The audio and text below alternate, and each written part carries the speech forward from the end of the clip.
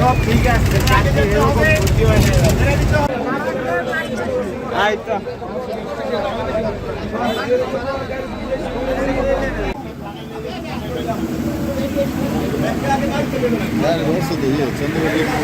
চলো সিদ্দিকা মাতা সাল্লাল্লাহু আমি আসলাম এই জায়গায়।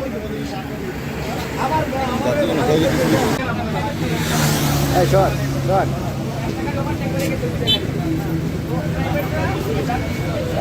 জামাত গেল।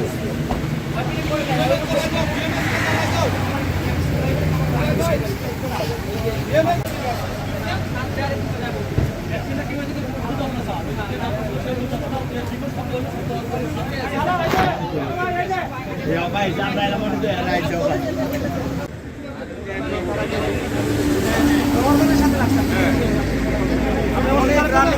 ভাই আমরা আই করছেন আমার লই লড় আমরা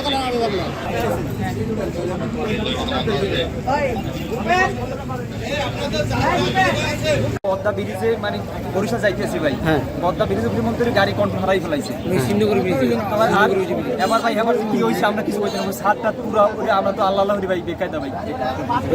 হেরেবার কি কোনো রাফ গাড়ি চালাইছে? রাফ গাড়ি চালাইছে, রাফ গাড়ি আমরা পিছনে ছিলাম ভাই, একটা পিছের সিটে ছিলাম। গাড়ির সমস্যা হচ্ছে বলতে মনে করেন যে পদ্মা সেতু পার হয়ে এই জায়গাতে একটা কভার ভ্যান একটা প্রাইভেট পুরো বরাবর ওই জায়গা থেকে টান দিয়ে ডাইরেক্ট টান দিয়ে কভার ভ্যানের সাথে লাগা দিছে। কভার ভ্যানের সাথে লাগানো দেওয়ার সাথে সাথে হাত উইরা ডাইরেক্ট পিছনে চলে গেছে, উইরা ঝুলে গেছে যাওয়ার পরে। তারপর ওই গাড়ি ব্রেক করে নাই, গাড়ি পরে নিয়ন্ত্রণে ছিল আর, কিন্তু গাড়ি ব্রেক করে নাই।